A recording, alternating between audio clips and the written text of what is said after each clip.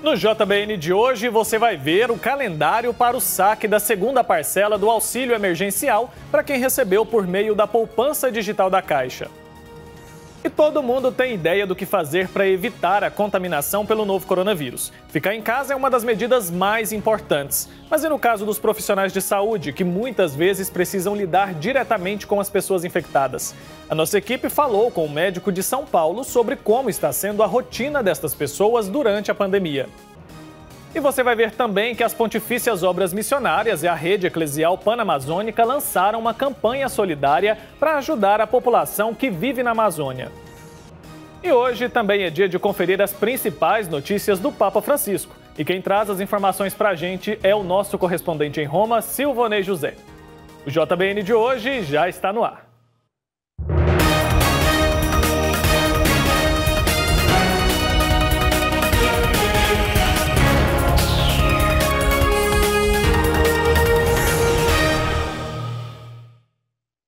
Olá, uma ótima noite para você. Seja muito bem-vindo ao Jornal Boa Notícia desta terça-feira, 2 de junho.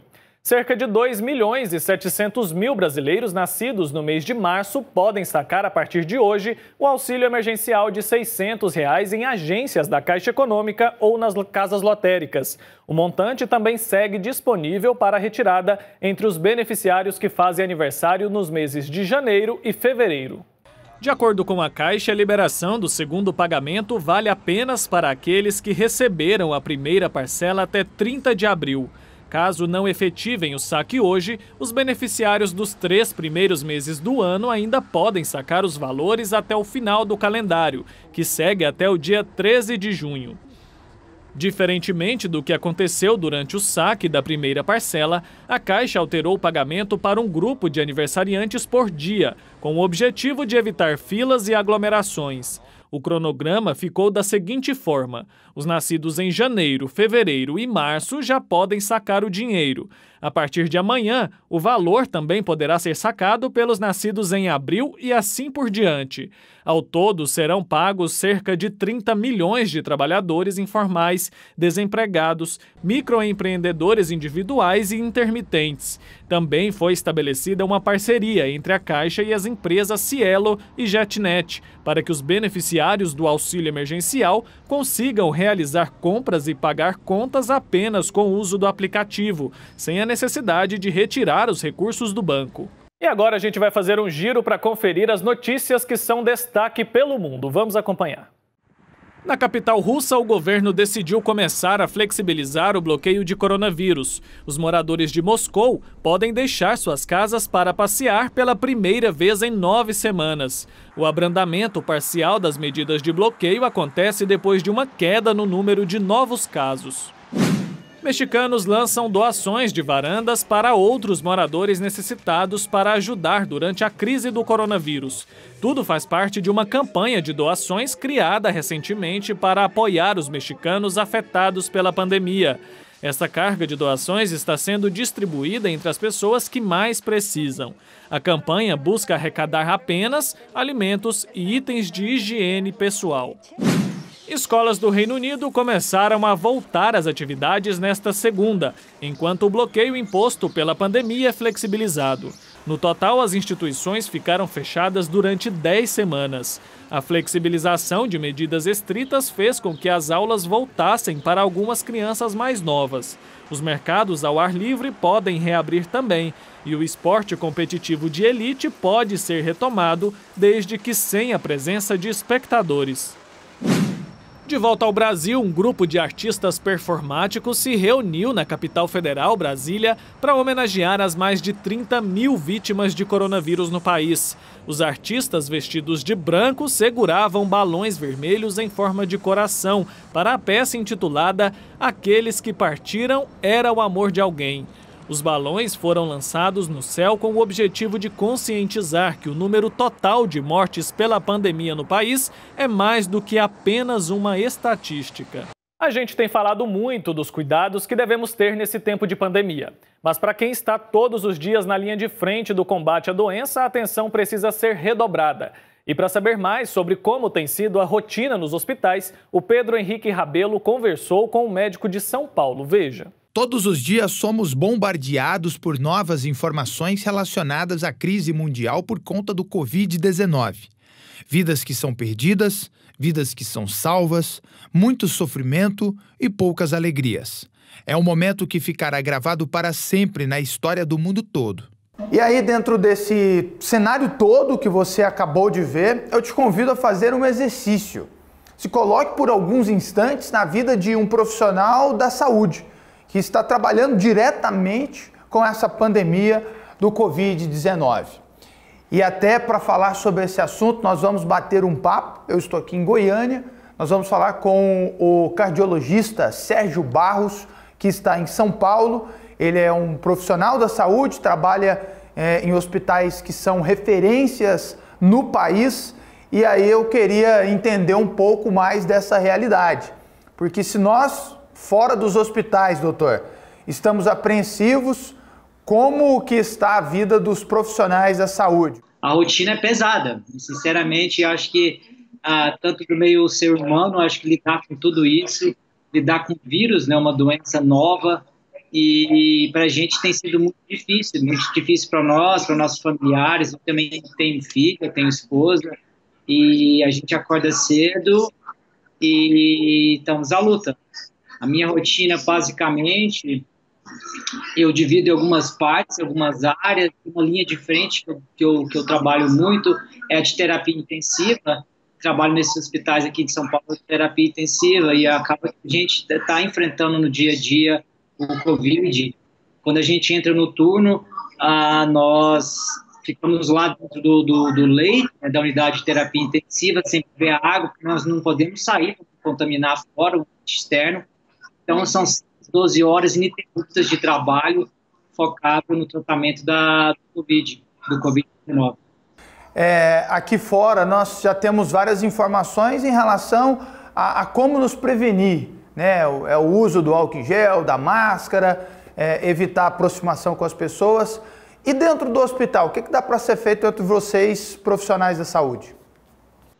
Isso, nós usamos também esses EPIs, né, essas proteções para contra a transmissão do vírus, e é muito importante desde a lavagem das mãos, o uso de máscaras, e dentro da unidade de terapia intensiva nós também usamos máscaras, umas máscaras diferentes que são usadas ao dia a dia, que são mais apropriadas para o momento, óculos de proteção e todos os EPIs, né, a proteção individual, com a gente coloca um case, na verdade, é como se fosse um jaleco que protege também ao contato físico, o contato com transmissão por aerosol, e tem todo o preparo. Na verdade, a gente tem que colocar, antes que nós entramos na unidade, nós temos que fazer toda a asepsia da mão de maneira correta, e nos preparar com todo esse preparo com os EPIs, né, e no nosso corpo, coloca na cabeça, coloca o óculos de proteção e a máscara e a luva. E assim a gente entra na unidade de terapia para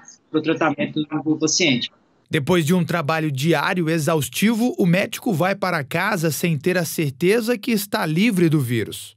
E o medo de levar o mal para dentro do seu lar, onde está a sua família, está presente todos os dias. Nós também somos seres humanos e também somos apreensivos e também temos medo, né? Sentimos medo, temos esperança e lutamos aí com muita fé para tentar combater e dar esse medo. A gente tem esperança de tudo que vai dar certo, mas hoje, né, 2 dias atrás, ontem mesmo há 2 dias atrás eu fiz o teste do Covid comigo. A gente ficou com medo porque eu realmente comecei a ficar um pouco mais abatido com sintomas iniciais. Será que era? E nós estamos na linha de frente e nós também sentimos medo. E graças a Deus que eu tive negativo, fiz 2 exames, 2 contraprovas, tanto o serológico quanto o método do PCR, e deu tudo negativo, mas a gente tem que tomar cuidado. E ainda mais na situação, né, do senhor, que tem uma filha pequenininha, né, acredito que seja muito um momento de apreensão, assim, pro pai. No meio da sua resposta, o senhor falou sobre um detalhe que aqui na TV Pai Eterno nós falamos todos os dias, nós damos o maior valor possível porque respeitamos a fé das pessoas. E aí o senhor falou de fé. Nesse momento, como que fica esse lado espiritual, esse lado da devoção de um profissional da saúde? Sim, com certeza, a gente tem fé, a gente acredita muito, nós temos que acreditar, e agora é o momento de nós todos ficarmos unidos, e todo mundo tem que estar unido, ajudar o próximo. Então é muito importante ter fé, acreditar no nosso Deus, na palavra de Jesus, e seguir em frente. Agora é o momento de todos nós darmos as mãos, unirmos e para um bem melhor, para uma causa melhor. Eu só espero e agradeço a oportunidade da entrevista que o cidadão de casa, o cidadão comum, também faça parte dele, porque nós aqui estamos fazendo a nossa. Então é importante o distanciamento social, o isolamento, o distanciamento, o uso de proteção, porque nós aqui estamos na linha de frente e não é fácil. E não tem sido fácil. Então a gente só pede um pouco um respeito pela gente, um respeito pelo próximo, por você, o respeito pela sua família. Se você não tem um respeito, mais respeito por você, para o seu irmão, porque agora é o momento de união.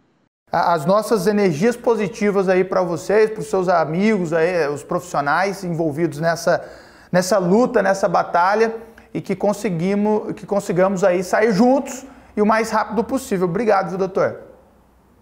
Amém. Eu agradeço pelas orações, e a gente estamos sentindo essa energia positiva, e minha mãe conversa comigo todo dia, meus familiares também que têm fé, e todos estão torcendo e orando bastante aqui pela gente. Muito obrigado por você, a TV do Pai Eterno, pela entrevista. Agradeço muito. E agora a gente vai para o intervalo bem rapidinho, e a seguir você vai ver que as Pontifícias Obras Missionárias e a Rede Eclesial Panamazônica lançaram uma campanha solidária para ajudar a população que vive na Amazônia. E ainda a participação do nosso correspondente em Roma, Silvonei José, que vai trazer as principais notícias do Papa Francisco. Os detalhes você vai ver já já.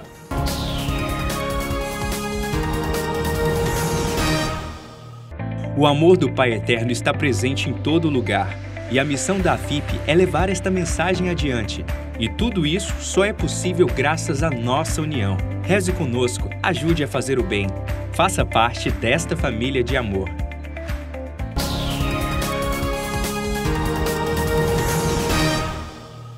Estamos de volta com o JBN desta terça-feira. Muito obrigado pela sua companhia. Você aí que acompanha o nosso Jornal Boa Notícia está com as contas em dia ou sentiu que a quarentena deu uma certa desorganizada nas dívidas? Então eu te convido para assistir a próxima reportagem, que vai trazer dicas para facilitar o seu planejamento financeiro. Confira. A rotina mudou, agora sala, cozinha e quarto viraram cenários do dia a dia, enquanto os momentos de lazer foram tirados por um tempinho da agenda. Mas é bom ficar atento para não desorganizar a vida financeira e sim economizar. Isso porque podem surgir mais gastos básicos com toda a família mais tempo em casa, como energia elétrica, água e alimentação. Nessa hora, algumas práticas podem ajudar a diminuir o consumo. A energia é a primeira conta que nós devemos observar para reduzir, diminuir o período de banho, a questão da televisão, quando for ausentar da sala, desligar, né? A gente que tem criança, às vezes a criança está lá assistindo, de repente ela deixa a televisão ligada. São esses pequenos detalhes que fazem a diferença. Até mesmo na hora de pagar as contas, é bom avaliar as prioridades e ver se é possível deixar algumas para depois. As entidades financeiras estão negociando, seja financiamento, prestações de empréstimos. Então, observar, remanejar essas parcelas, né, dentro daquilo que é o período. Utilizar, entrar em contato, porque tem pessoas também que ficam esperando, né? Eu vou deixar vencer porque eu não tenho dinheiro.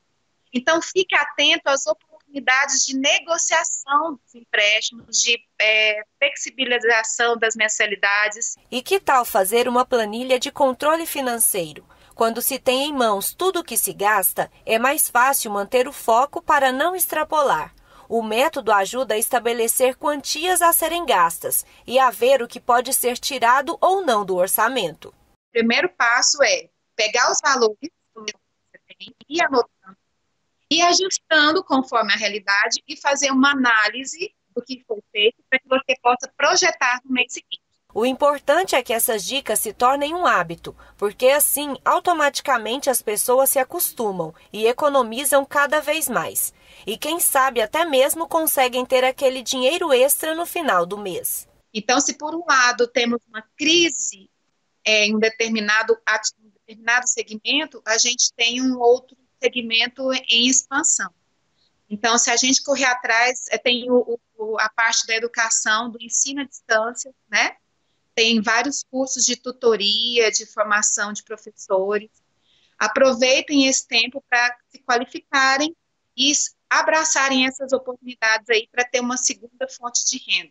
Então, para que o bolso não sofra no final do mês com gasto extra e conta alta, é muito importante cuidar das despesas domésticas, pois isso garante a estabilidade financeira da família e ajuda a proporcionar uma melhor qualidade de vida. E chegou a hora da gente conferir as principais notícias do Papa Francisco. Quem traz as informações para a gente direto de Roma é o nosso correspondente Silvonei José. Acompanhe. Alô, amigos da TV Pai Eterno em todo o Brasil. Sem o Espírito Santo, a missão é propaganda. Em 5 de julho de 1968, falando à Assembleia Geral do Conselho Mundial de Igrejas, Inácio, então metropolita de Laodiceia, dizia da ação do Espírito na vida da Igreja e em cada fiel, com essas palavras. Ele é a novidade que opera no mundo, é a presença de Deus conosco e se une ao nosso Espírito. Sem o Espírito, Deus está longe. Cristo permanece no passado. O Evangelho é letra morta. A Igreja é uma simples organização. A autoridade, domínio. A missão, propaganda. O culto, uma simples evocação. E o agir humano, uma moral de escravos.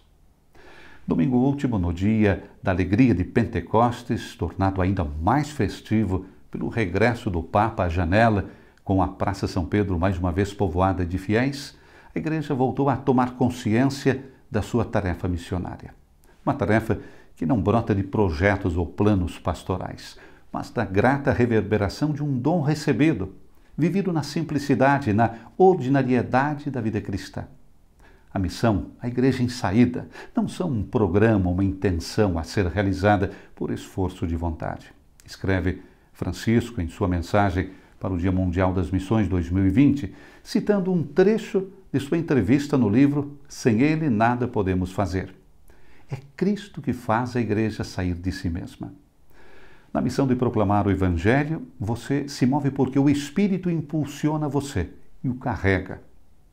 No dia de Pentecostes, disse o Papa na homilia da missa celebrada em São Pedro, descobrimos a primeira obra da Igreja, o anúncio.